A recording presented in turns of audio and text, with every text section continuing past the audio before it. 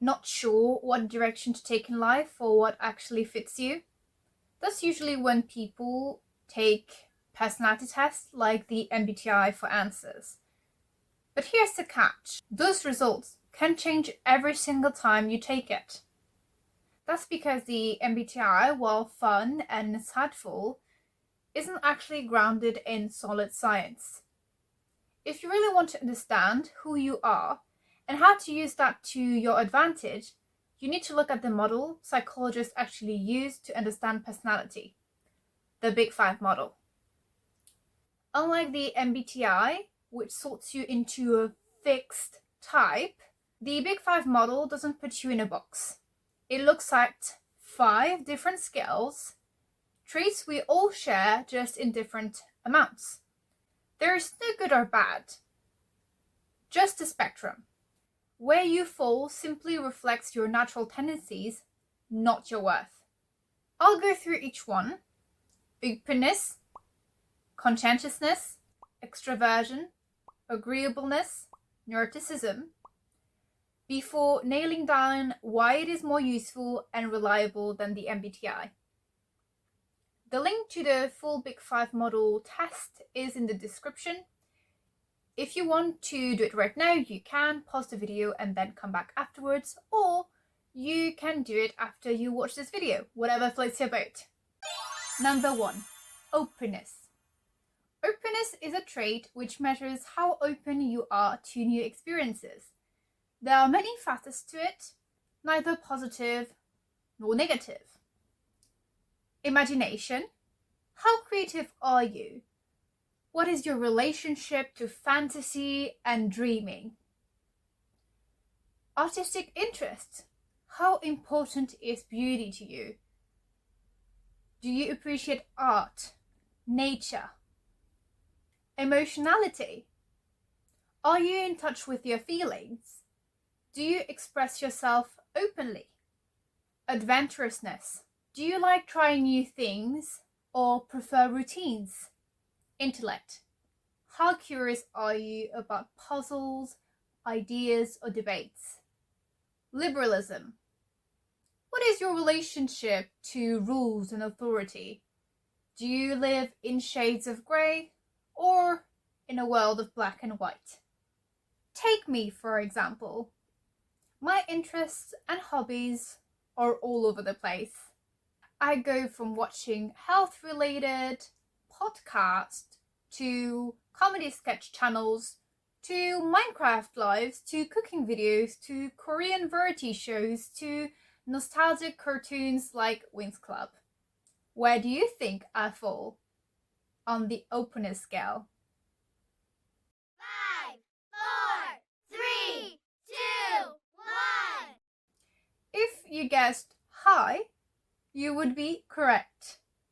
I am above average in imagination, artistic interest, emotionality, adventurousness, and intellect. Liberalism is the only area where I'm a bit more balanced. Now it's your turn. Guess in the comments where you think you fall, and do tell me if it checks out after you do the test. Number 2, conscientiousness. Conscientiousness is a trait which measures how well you regulate your impulses or how much they control you. Similar to openness, there are many facets to it. None are good or bad. The key is to work with your traits, not against them. Self-efficacy is about how confident you are in your ability to succeed. Orderliness, how organized are you? How detailed is your planning? Dutifulness, how strong is your sense of responsibility, achievement striving? How driven are you? How high do you aim? Self-discipline, how well do you stay on track with tasks? Are you a procrastinator or a finisher?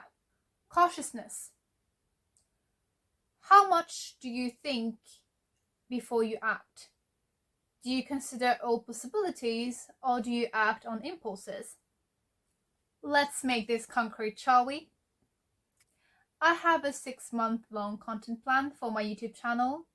I initially wanted to post twice a week, but I completely overestimated how much time it would take to script, edit, film on top of what I already do outside of YouTube. I also have a strategy fully mapped out for when I do finally start my hypnotherapy practice, including a website and a newsletter. Where then do I fall on the conscientiousness scale? 5, 4, 3, 2, 1. If you guessed average, you would be right. I am above average in self-efficacy, dutifulness, achievement striving, and consciousness, but below average in orderliness and self-discipline. How about you? Any average in conscientiousness people watching? Do let me know in the comments. Also, if you are still watching by now and don't know who I am, because I haven't really introduced myself, have I? Hiya, I'm Bamboo. This channel is where I share my journey of rewiring the mind, building resilience, finding balance in mind, body, and soul, using tools like hypnotherapy, storytelling, and other holistic tools. I hope you will walk this path with me to becoming Bamboo. Number 3, extraversion. Extraversion is a trait which measures how much you engage with the external world. There are, as expected, many facets to it. Friendliness. Do you like people? Is it easy for you to form relationships? Gregariousness. Do you find company rewarding or overwhelming? Assertiveness. Do you enjoy taking charge or do you prefer laying low? Activity level. How packed is your life? Excitement seeking. Do you get bored without constant stimulation? Cheerfulness. How positive or upbeat do you tend to be? Me? I am a chatterbox. Honestly, I have to consciously manage how much I speak so I don't roll over people. That doesn't mean I'm talking all the time. In fact, I actually prefer one-on-one conversation or small groups. Big crowds, too overwhelming for me, not my thing. I also choose when to engage and when not to, usually based on the question, is this worth my time? Where do you think I fall on extraversion? 5, 4, 3, 2, 1. If you guessed average, ding ding ding, you are correct. I am average in friendliness, gregariousness, activity level, excitement seeking, and cheerfulness. Assertiveness is the only outlier, being the one above average. Are you above average, average, or below average in extraversion? Also, if you are enjoying this video and you are still watching, first of all, I really appreciate it. But do think to give the like button some love and tap the subscribe button to join me on this journey, if you haven't already. Number 4, agreeableness. Agreeableness is a trait which measures how cooperative you are, how much you value social harmony, and surprisingly, there are different facets to it. Trust. Do you assume the best in people? Morality. What is your stance on deception and manipulation? Altruism. Do you find fulfillment in helping others? Cooperation. How do you handle confrontation? Modesty. How humble are you? Sympathy. How easily are you moved by others? Here's your case study. Me. I am on YouTube sharing my experience with mental health and the search for purpose. My goal is to help inspire or at the very least offer you, netizen of the internet, perspective. I believe people, myself included, are flawed, but also responsible for becoming better versions of themselves. I am opinionated, yes, but not so stubborn that I can't listen or take in another point of view. I'd say I'm pretty good at taking in feedback, actually. So, how agreeable am I? 5, 4, 3, 2, 1. If you guessed average, you are correct.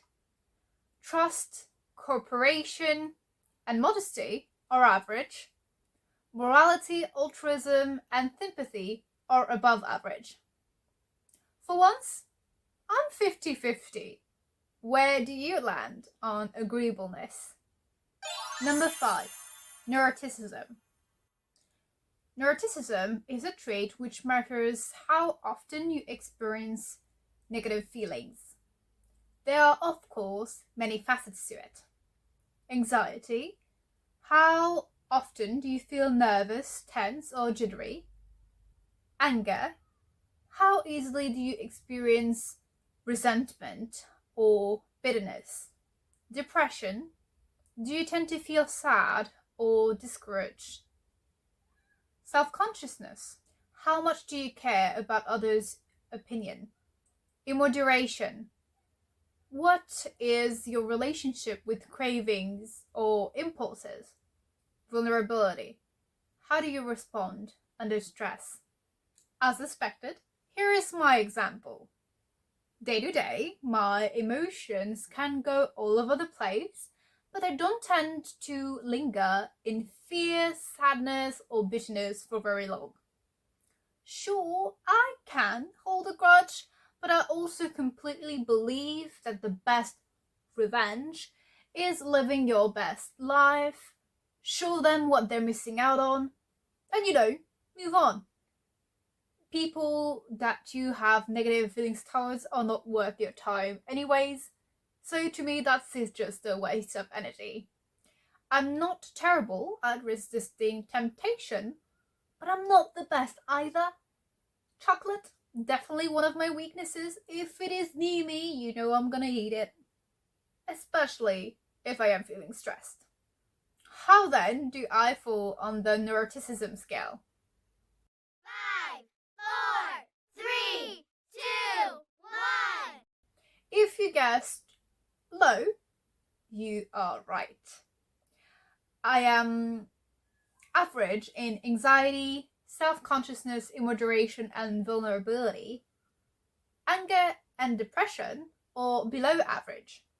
Now, that might surprise return viewers who have heard me talk about my experience with burnout and depression, but that is not my default state.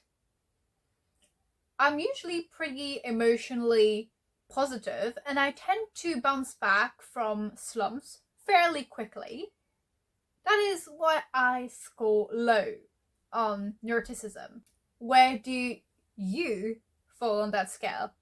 Now that we have gone through the big 5 traits, how I score, and potentially how you score, it is time to explain why the big 5 model, or as I like to call it, Ocean, OCEAN, is better than the MBTI. As mentioned in the intro, the Big 5 model is what psychologists use. It is a flexible, complex model, whereas the MBTI is quite narrow and unscientific. Let us do simple math here. The MBTI has 16 personalities total, 32 if we take into account the A and T variant for each of the personality types. Let's say that they have 32 personalities then. The Big 5 model has 5 scales.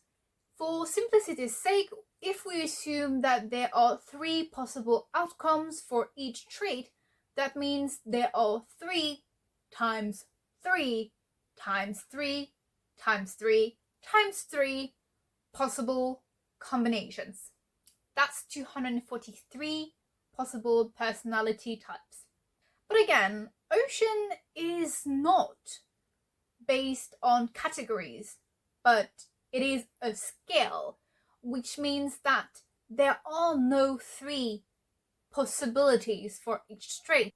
If we wanted to be more accurate and inclusive, we could also decide there are 5 possible outcomes for each trait: low, low, average, average, high, average, high.